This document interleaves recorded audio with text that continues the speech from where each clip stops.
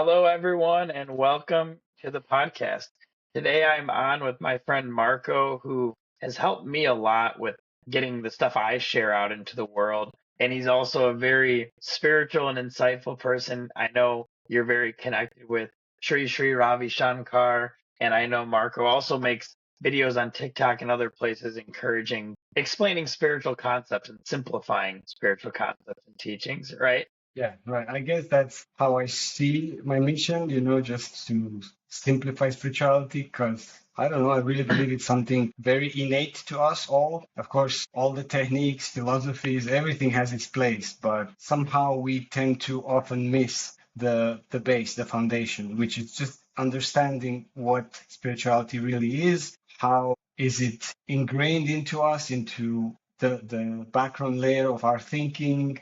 Uh, and then also how it fits with whatever teaching or technique or direction or philosophy or whatever line of thinking we choose or feel called to follow. Yeah, yeah, thank you. Yeah, well, I guess let me ask you first a little bit about your story, then we'll get into some of the details of what you're speaking on. But I'd love if you could tell us a little bit about your life, your spiritual path, how it developed, maybe a little bit of your background.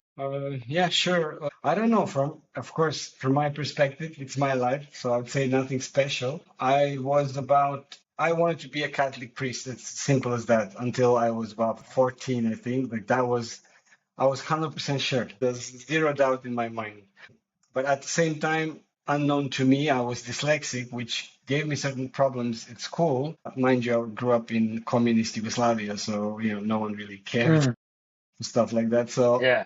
but being stubborn, my way of dealing with was to just read incredible amount of books. As it goes, some books that did not align very well with my Catholic upbringing and my the village priest and so on that do not came up, and I had some questions, and instead of answering my questions, he did something that just got me immediately off that path, which was he smashed me, hit me with the big red Bible. I still remember it, basically calling Wow. me a sinner for asking questions. And I was really confused because I didn't understand. I really was, all my heart was in it. And then to get that response to something as that I saw with really innocent questions, because I really wanted to know. I didn't even have the capacity Wow. to, like, how do I say this, to counter him or to question his faith. I was really honestly asking questions or to Yeah. anyway. So, but the point is, Yeah, you weren't I even was trying to argue with him. You were just trying to really yeah, know. I You didn't just even wanted to have know. it in my space. Yeah. I might do it today with this older head and stuff, but back then I really was just an innocent, God-loving kid. That's how I would describe myself. Yeah. But luckily, it set me to a different path. I started and I fell in love with Buddhism because I guess it was a reaction to this because, turn every stone, ask every question.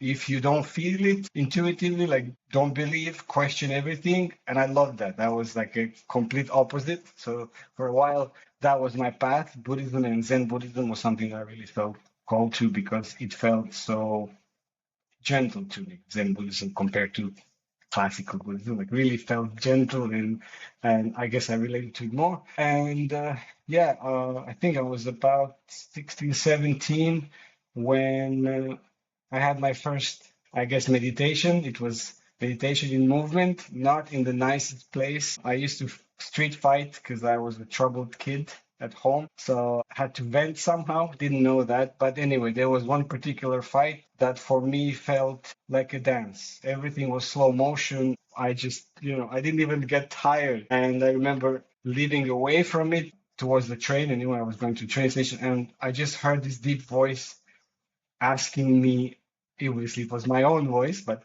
I didn't know anything about this stuff at that time. I had um, no learned knowledge. Okay, I read lots of books, but I didn't know one single person who was like spiritual or who was into Eastern philosophy, any of that. I was really isolated little village kid. So that moment happened, and I hear the voice asking me, if you continue with your life the way you are doing now, where will it end? And it came from a very peaceful, empty space within it.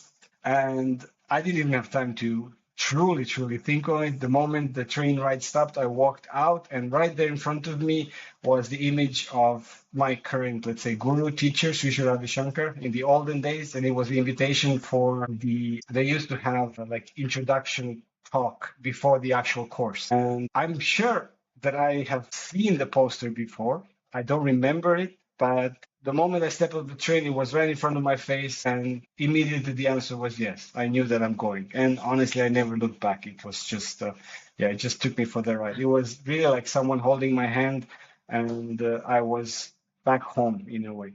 And then, yeah, for a few, I was always somehow involved with organization. Had some talents they needed. I really wanted to be a part of things, so I ended up in, really close to him, following around for a few years, making a documentary about him, learning and like leap bounding, through all my old unsorted stuff. It was amazing, but it also taught me a lot about what I think is very important, and this is that foundation about the mind, the nature of our own mind, and then how that reflects to everything. Why does one person choose to become a yoga teacher and then devotes everything to it, and then someone else just does yoga at home, but they find something else that they feel more to?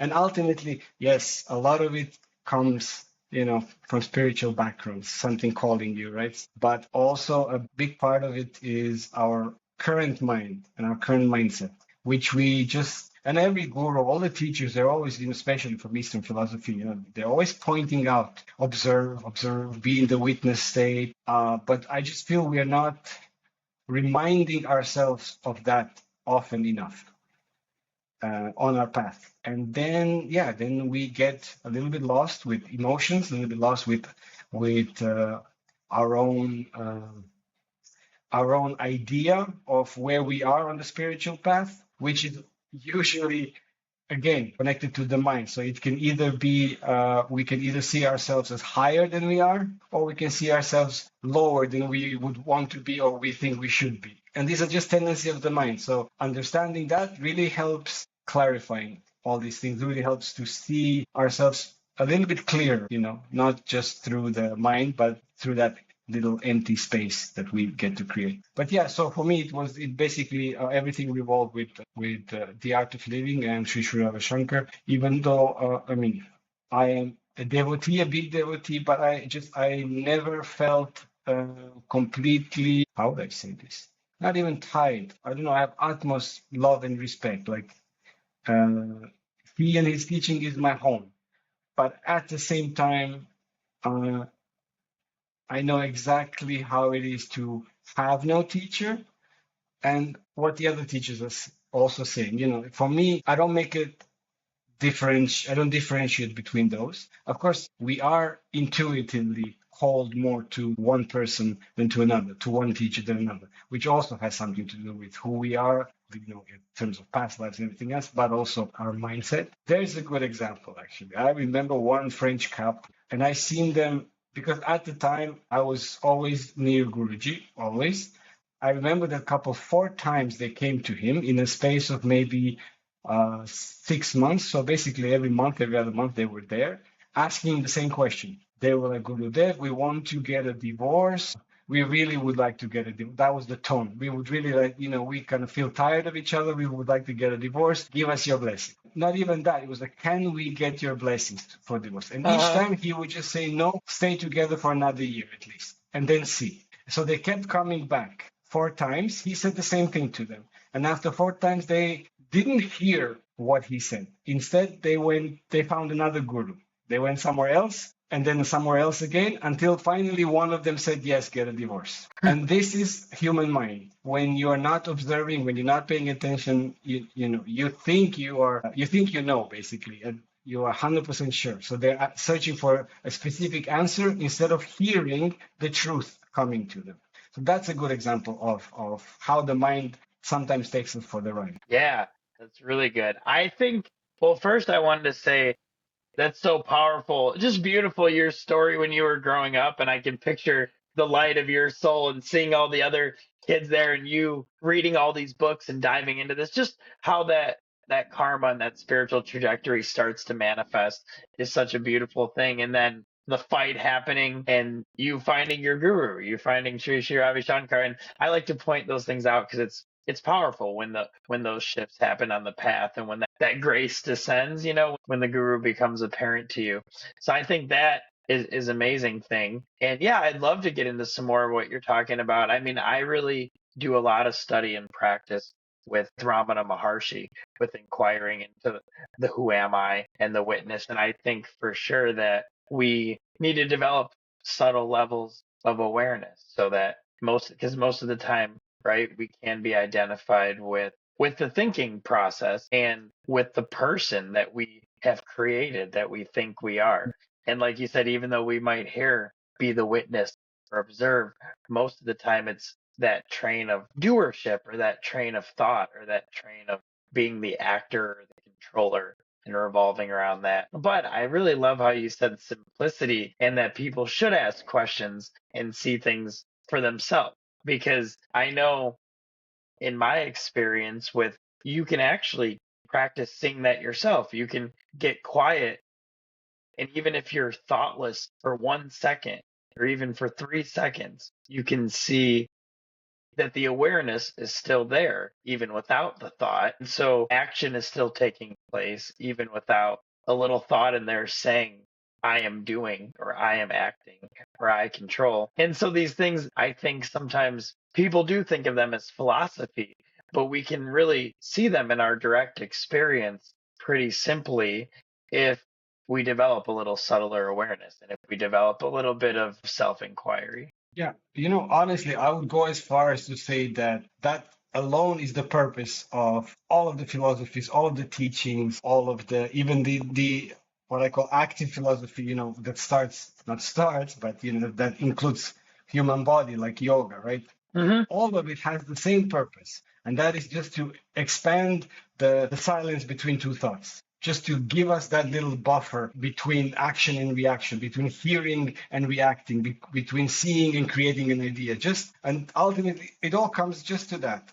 How devoted you are to a technique. Basically, it's just on one layer, it's just discipline, right? How open you are to your technique and like seeing this in between spaces, that's the awareness. You can do one asana per month, but if you do it with 1,000,000 point absolute awareness and attention and devotion, it's somebody might not like me for it, but it's worth more than doing yoga for 3 hours every day. It doesn't matter how far you can bend. It really doesn't matter. What matters is how much devotion, like salt, are you putting in that movement. And I think it was Patanjali, yeah, who said like we only need basically three things for enlightenment. It's like to do something for unspecified amount of time with absolute devotion, like it's the first or the last time, so to speak. And we usually, like we would have the discipline to do something every day, but we lose the devotion part,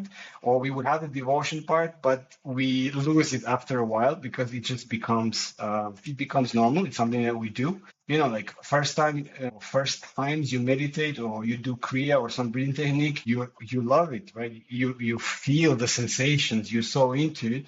After you do it 1,000 times, it just becomes routine. That's where the devotion part is gone. So we need to constantly remind ourselves of how it's supposed to be done, not what is supposed to be done. Because what is just an action. And yeah, we can repeat that for 100 lifetimes. If we exclude that divinity part, that dedication to it, holiness of it, I don't even know whatever term you want to use, but that spice, that to do it with the full awareness and love and like knowing that this is something sacred, which of course at the end the idea is that every moment of our life is like that, because every moment really is like that, just the mind doesn't let us experience it or see it that way, but every moment is special and magical. So it's the same thing, just remind, constant reminder. And because we're not even aware that we forgot because we are going through the motion. Yes, yes. Yeah, it's that expanding outward for sure of the like I bring devotion to Hanuman, to my guru, to these things, but the devotion, as you're saying, starts to expand outward into all beings and into all life and even should be when I'm setting up the camera and everything for this podcast should be done in a spirit of awareness. Such as you said, it's not really about what you do, but how you do it and the awareness you bring to it. And I love how you pointed out one could be doing spiritual practice for a very long time, but if it's done mechanically and if it's done without spirit, or if it's done, in my opinion, with attachment to the doership or to being the actor of that, then that also keeps one in bondage. And even when I teach Kundalini Yoga, I make sure to mention that. Hey, when we're practicing, these are beautiful practices and powerful, but they're manifesting naturally through you. But can we refrain from letting the mind come behind and say, I am achieving, or I am accomplishing, or I am bad, or I am good? Um, yeah, that's so incredible. I love how you point that out. Yeah, because again, it is something. There's that thing we are told again, it's the mind. It's just mind, mind, mind, constantly. The way that the mind works. Mind you, the mind is not the enemy at all. It has its purpose, it has its function. The problem is that we usually live in the mind. So it's like just living on autopilot, right? We complain that we're not exactly where we want to be, but we're not even driving. We're just letting our own mind doing the decisions for us based on unresolved emotions, trauma, self-identifications to this or that, or even the completely wrong identifications of who we are, all that stuff. And, there's no one watching. That's the only thing. The mind is, very useful. It has exactly the properties that it needs to have to protect us, to keep us safe. But that's all it's always going to do. The mind will never choose a right path if it's dangerous or new. It's going to rather choose the wrong path because it's something we're familiar with. And not knowing this just makes us walk the safe path, even though it might not even feel the safe path. But it's a safer path if you did not make the decision consciously yourself. And ultimately, that's what it comes down, right? To every step that we make in life should be made with as much awareness as possible. I mean, we are humans and we are working on it. We are growing, we are learning. Of course, it's not going to be perfect, but the idea is to just remind yourself constantly. Even, of course, if we look at it from a really broad perspective, everything is always exactly how it's meant to be. But our tendency also of the mind is to use that as an excuse. That's not an excuse for us not to do 100%. Even, of Yes. course, if we don't do 100%, even that is meant to be sure. But that for me, it's just not really a way of living if the intention is to expand and grow and just, come back home. So no excuses. You just look at it. Okay, I made this kind of choice. It taught me that. Does it resonate with me or not? Knowing everything that I know about me, about my mind, about my background, even things like shadow work. It absolutely works. No problem, no question there. But if we deal with issues one by one, for example, without knowing the root, we are destined to trim leaves from a really big tree. And there is millions of leaves. We could be doing this for a very long time. Is it worthwhile? Absolutely. Does it make a difference? Yes. Can we do better? Also, yes. And that is by knowing where the core root of anything is within us, to really dig deeper. I always say, like, when you ask deep questions, when you choose to put your attention inwards and you ask something, the first at least three answers you get are not true. This is just your mind throwing, easy balls at you, hoping something sticks. And once we dig deeper, it becomes comfortable. It's not a problem anymore, regardless of what comes out. Because again, if we put effort instead of just avoiding things or difficult emotions, we put equal amount of effort into actually understanding them, they just become, vapor. They come, they give you the message and they leave. So again, yeah, the main message is to just constantly remind ourselves that we have a mind, that a mind has a purpose, and the mind is very simple, even though it creates complex decisions and it appears complex. It's very simple. It's always going to choose what is for us at that moment easier or less risky choice. And it's not always evident or obvious. Sorry, mom, I love you, but I'll use my mom as an example because she's married to a man that she hates for 45 years, had many chances to change that. And she always chose to stay. And it's not love, it's not loyalty, it's just fear. Because no matter how difficult it is now, it's a familiar pain. And familiar pain is always safer than something new. Even, of course, logically, she understands that making a new decision, something nicer might come. But that's not what the mind sees. Mind just sees unknown, be scared, avoid. And then without awareness, we're destined to live this way. Yes, yes. I don't know. That's Do you why I agree? What do you do. think? Yeah, that's similar to what I mean, it is what I practice actually. And that's why I've been in such a deep dive with Ramana Maharshi, because it's the same thing that who am I question gets us to the root rather than the branches, as you speak of.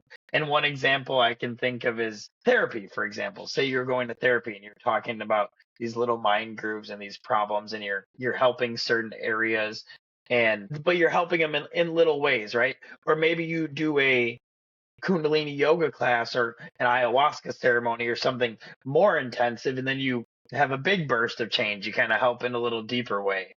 And but the who am I is is the root or the essence, right? It's asking, to whom do all of these thoughts occur? To whom do all these problems or these mind webs occur? And rather than dealing with every little thing, I realize that actually I'm not the mind at essence. I'm not the thinking process. So I keep bringing that awareness back into the heart. And I use a mantra to do that. And I use the mantra of Ram and bringing it back into the heart. But Ram Dass used to quote Swami Vivekananda, I think, that said, the mind is an incredible servant, but a terrible master. If we're identified and we think that's all that we are and it's running us. And he also used the Vivekananda example that was the mind is can be like a drunken monkey that's running around and it got stung by a bee or something. And it's like hopping around the place. But that is a lot how a lot of our minds are. And a lot of us think that that's normal and there's just nothing you can do about it. And sometimes you tell people about meditation and they say, well, I can't. I tried that. My mind is too many thoughts. But what they don't realize is that's the predicament of every mind. And that's why we do have to keep showing up. And yeah, I mean, in the end, everything is perfect. But from the seeming separate perspective, there has to be effort. Ramana Maharshi himself, great Indian saint, he said, mind control is not your birthright. He said the very few who succeed owe their success to their dedicated effort, devotion, and perseverance, like you're speaking. So I think, yeah, it's spiritualizing our life and asking that who am I question. And I don't even really ask it in words. I'm not sitting there thinking, who am I? Who am I? Who am I? But it's more of a just an awareness or a knowing or a bringing that awareness back into the heart. And when I am lost in thought about some obsession or some attachment or something through years of spiritual practice and remembering surrender to the guru and mantra and the who am I, it becomes much easier and quicker for me to be able to cut through that and come back to the present and not be 100% identified with that delusion or with that thought process. Yeah. Yeah, surrendering is amazing if you can do it, of course, but for people who are lodged in the mind, it's impossible. Also, it's a great fear, but it's a really beautiful, almost a shortcut when you have that devotion, when you can have that much trust to whoever you're surrendering. It really doesn't matter, you know? Yeah. And to understand that this is the greatest victory of them all. But I encounter so many people who are just stuck. I just this weekend actually, I was teaching some breathing techniques to a bunch of boys. They're like I think early 30s, 28 to 30, college friends. They travel to a new location every year. So this year they came to Croatia and they stumbled. Actually, I think a friend recommended me. In the end, they wanted something new. And they were saying, we want sensation. So their first idea was they wanted to experience Wim Hof breathing, you know, and then dunking Yeah. into ice and all this stuff. And at the moment, you know, I came to them and I said, boys, I know you wanted to get all hyped up and psyched up, but I'm going to give you the opposite. And so instead of going in that direction, because I thought it was so much more precious to at least try to give them the seed to understand why they're chasing sensations. They might Yes. still go, no problem, but I'm hoping now at least they'll have some understanding why and where does it come from, because they'll spend the entire life just chasing the next sensation after next sensation after next sensation. And I told them sensations are not the problem. The problem is, I'm going to say, I almost said like addiction to them. because it's a distraction. So I went into completely different direction with them. We did a bunch of breathing techniques, and I basically calmed them down to a level that they said they have never experienced before.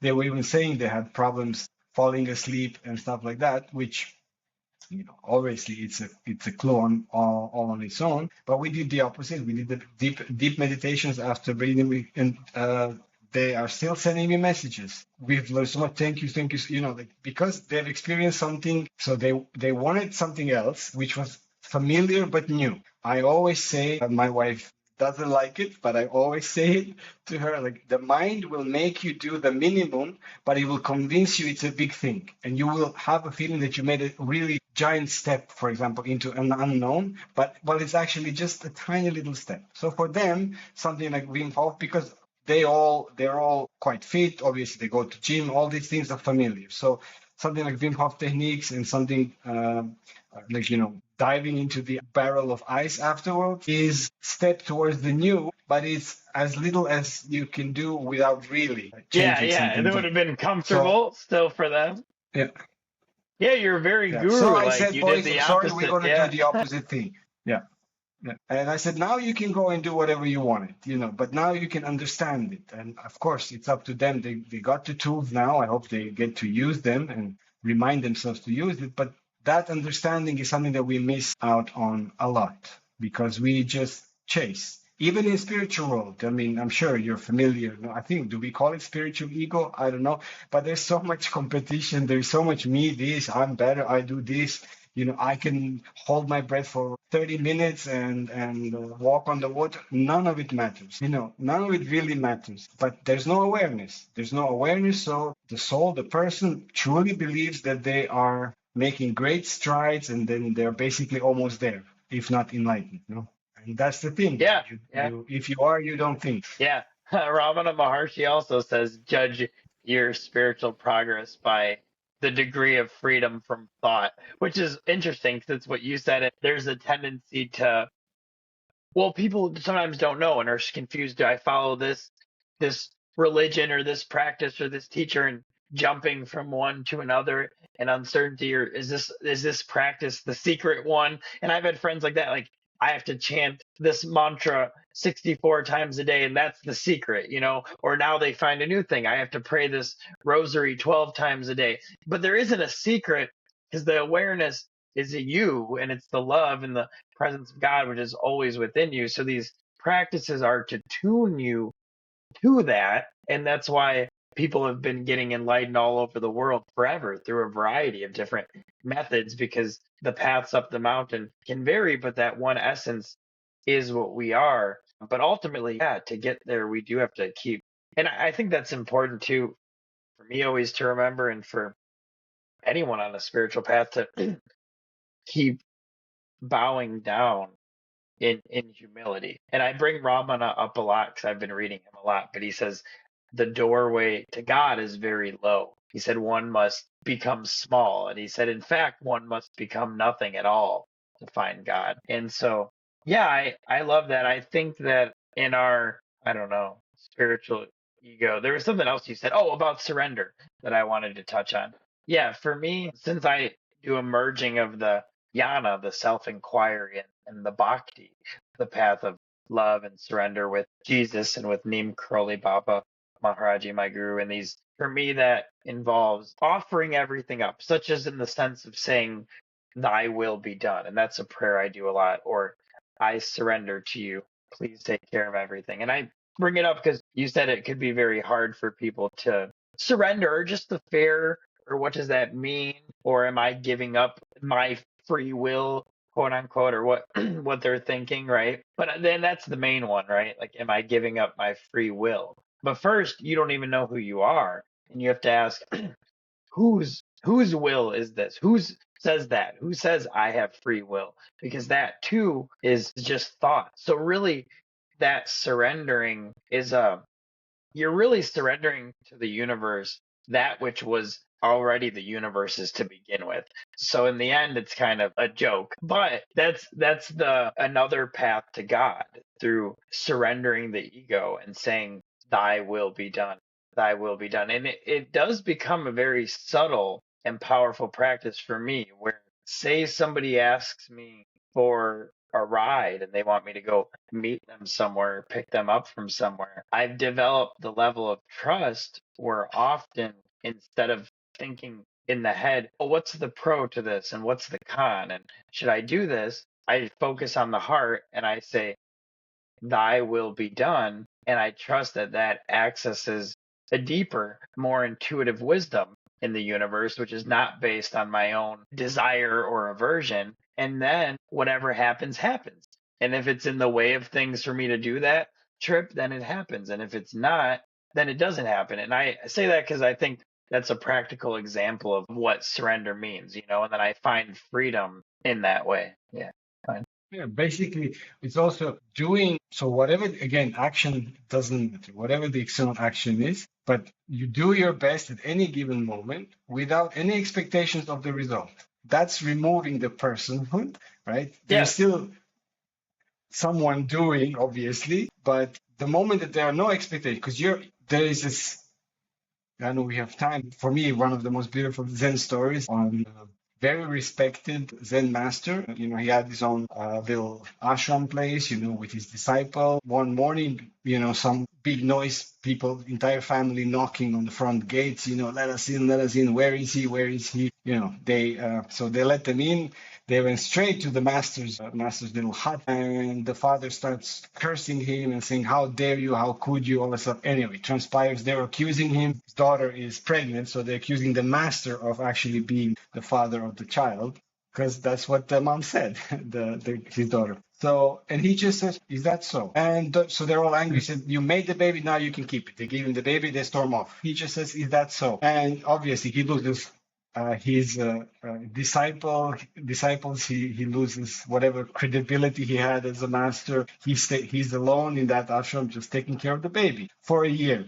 A year later, the daughter comes back with the father, and she admitted that it was somebody else's child from a village, and they want the child back. And the master just says, "Is that so?" and gives them the child, and they go. So a lot of us would, even if it was not our child, we would take it, right? Because of course, we're going to take care of a helpless little being, but to actually take care of it with 100% devotion, as if it is your child, and then just give it back a year later, that's like That's a smaller number non-attachment. of us, but yeah, That says that's a the trick, beautiful, and So yeah, go ahead. for me, that's the action. You do what is right at any given moment without being connected, or attached to any kind of result or desire. At that particular moment, taking the baby was the best choice. And then every day since that, the best action to do was take care of the baby, obviously. But then when the mom came back, when the lie was exposed and everything, in that moment, the best course of action is to give the baby. There is no master in this at all. It's not like what I would want now. Or I've taken Yes.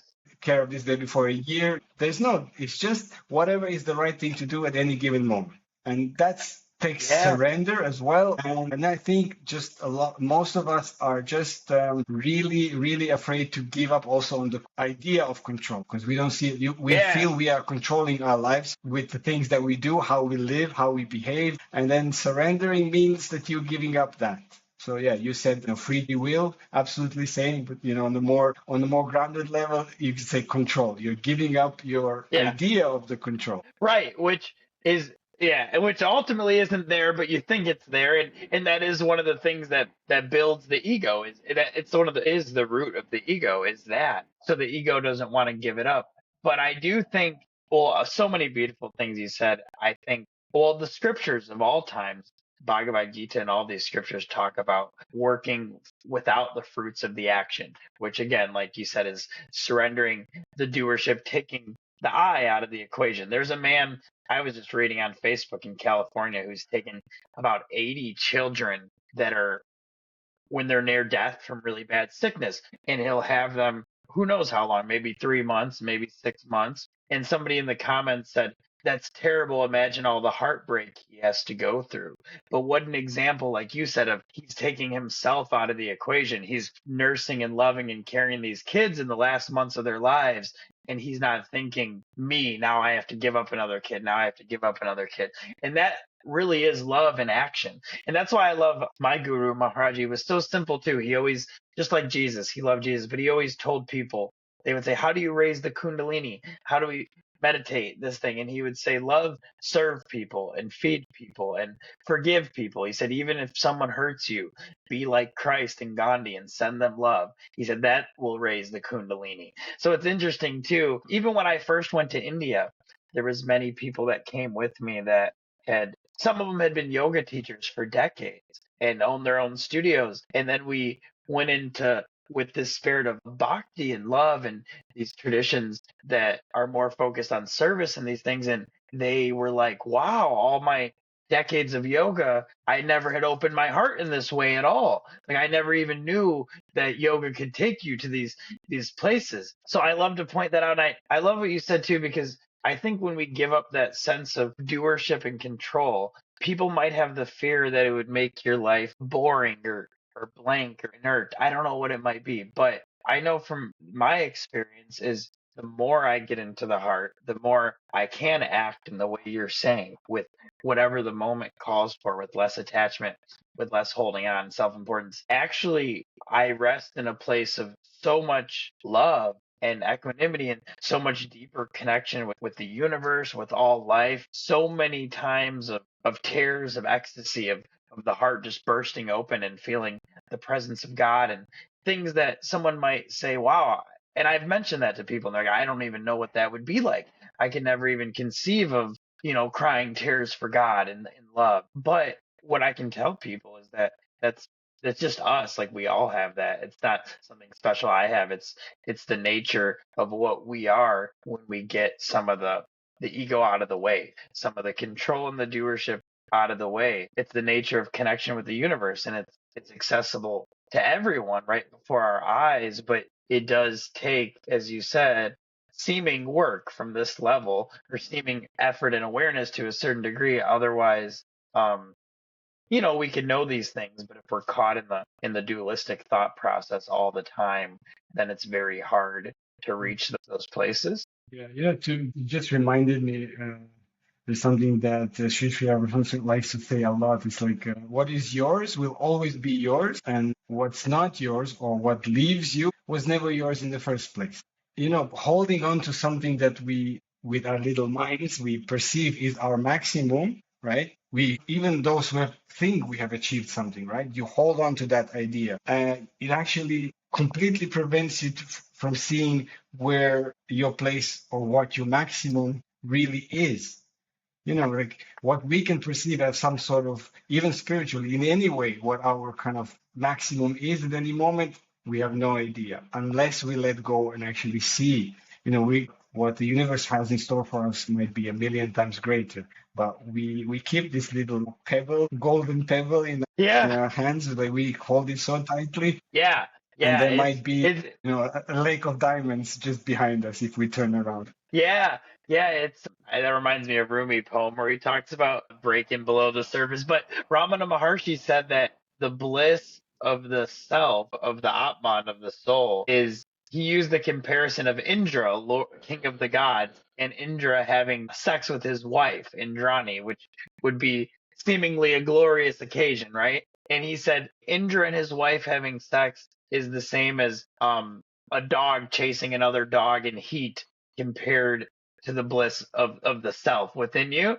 So he's saying even what we would think is the greatest pleasure of sense gratification, of desire, is nothing compared to those diamonds that are in the heart, that essence that is in the heart. And I did want to touch, before I forgot, you mentioned about those boys. And yeah, I think, which scriptures always also talk about, but we don't always remember, is what you're saying, the craving and desire for more sense pleasure, or for more experience, or just for continued little highs, whether it's with a full blown addiction or just always looking for the next experience to fill, or the next, chasing after experience, that craving. And it can keep us in our whole life outward. And in the modern age, there is so many things we can do to distract ourselves if we want, that you have an endless supply of things you can do to keep from looking at yourself if Yeah. you want, so you have to make that conscious decision to turn inward. Yeah. Yeah, that's what I'm saying. We constantly remind yourself,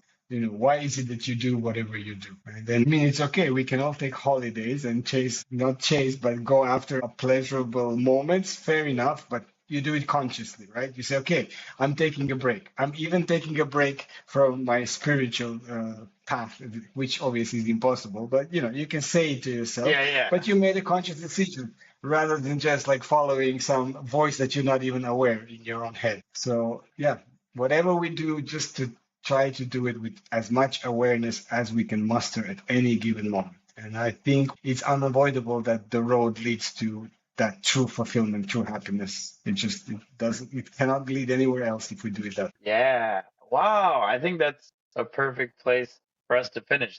That's really beautiful. That's powerful. Thank you so much. Yeah, it can't possibly lead anywhere else. And that's all we can do is put as much awareness and purpose and devotion into each given moment.